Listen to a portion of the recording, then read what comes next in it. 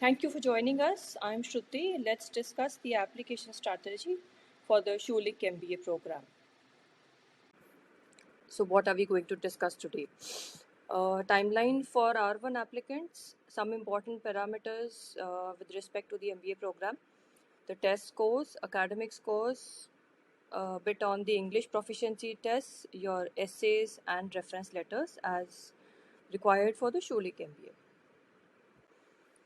So, what is a good timeline for R1 applicants? If you look at the Schulich intakes, there are two intakes. One is in January and one is in September. The R1 deadline for the January intake is due in June, and the R1 deadline for the September intake is due in October. So, let's go ahead with the January intake first.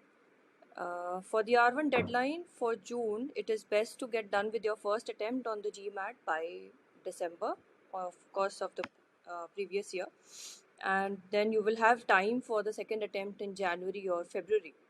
And you should ideally start working on your application essays by March or April and get in touch with your recommenders by April mid probably, so that it gives them enough time to look into what the school expects, and and they can spend time to respond to the recommendation form.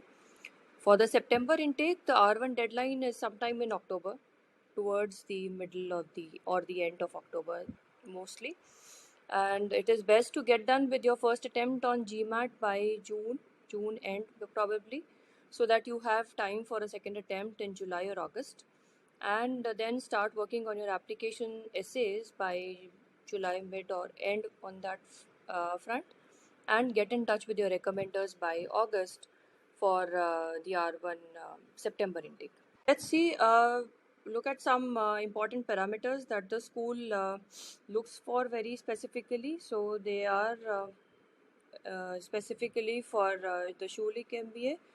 Anybody with a 3 years or a 4 years undergraduate degree can apply. There are a few programs in Canada which are very specific in terms of their intake of 3 years undergraduate degree or a 4 years undergraduate degree. But for Schulich, you can apply for either. And you need a minimum of 2 years of experience. There is a slight star mark here. We'll take that up in another slide. The TOEFL or the IELTS score, there is a minimum expected score that the school specifies. There are two essays in the application form, and in addition to that, there is a video essay, and so there are two video essays and a written response, which is through the Kira platform.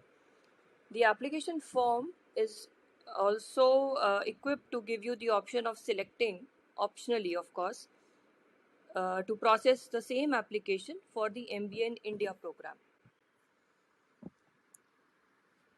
Coming to the test scores, both the GMAT and the GRE scores are accepted for Schulich MBA admissions. We've given the GMAT and the GRE code for submitting your scores to the school.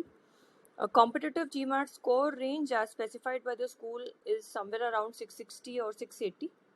And as far as our applicants are concerned, we have had applicants with 700, 720 also getting scholarship offers, merit-based scholarship offers based on their GMAT scores as well. The GPA requirements at the Schulich MBA admissions is slightly different from the usual academic criteria. So, while applying to the Schulich MBA, you need to have a minimum B average in the last 2 full years or equivalent of your education. So, if you are pursuing a BTech degree, we don't consider the complete GPA. You need to look at only the last 2 years GPA and secure a minimum B average on that to be able to be eligible to apply. Another star mark that I had discussed previously is the minimum work experience requirement. So, for applicants who are applying with a 3 year degree, 3 year undergraduate degree, the expected or the preferred minimum work experience is roughly around 3 years instead of the regular 2 years minimum work experience requirement for applicants with a 4 year undergraduate degree. So, coming to the English proficiency test requirements, especially for applicants from India or international applicants, If you have completed your undergraduate studies from an institution which has English as a medium of instruction, then the TOEFL or the IELTS is not mandatory for submitting your Schulich application. At the same time, your degree, the undergraduate degree, must mention that English was a medium of instruction. Alternatively, you can also take a letter from your institution which mentions that the medium of instruction for that course was English. In that case, you don't need to go ahead with the TOEFL or the IELTS. The minimum acceptable TOEFL score is 100 with a minimum of 23 on any individual band, and the minimum acceptable IELTS score is 7 with a minimum of 6.5 on any individual band. The Schulich MBA application requires two sets of essay inputs. One is the application form that requires one main goals essay, and there's one optional essay. Optional essay is, of course, if you need to explain something or discuss something which has not been covered at any other place in the application. Additionally, through the Kira platform, there are video essays. So, two video essays and one timed written response. You'll get enough time on the Kira platform to practice. You can take up some practice questions, create a login over there, test the system, and before you go ahead with the actual evaluation. And once the evaluation is submitted, you cannot redo it. So, make sure that you take enough practice. At the same time, all of this has to be completed within the same proposed timeline that the application submission has. Coming to the reference letters, the MBA application for the Schulich program in India as well as Canada requires two professional references, and the preference is for professional recommendations. However, you can also take it up from one of the recommenders can be a professor or an academic reference depending on what your work experience is like. So the referees can be your employers, your supervisors, or professors, and the reference letters need to be submitted by the program deadline. There is no extension of deadline for submitting the reference letters. So all in all, we have discussed the timeline for R1 applicants, important parameters, and some areas which need to be looked into very specifically for the Schulich application.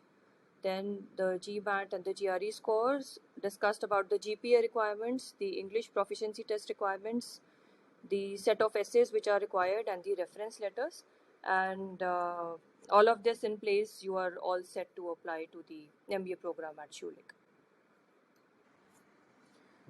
I'm also sharing our contact details over here in case you need to get in touch for your application requirements or any other queries for pursuing an MBA in Canada. Definitely feel free to put in a message and we'll respond to that. All the best for your application.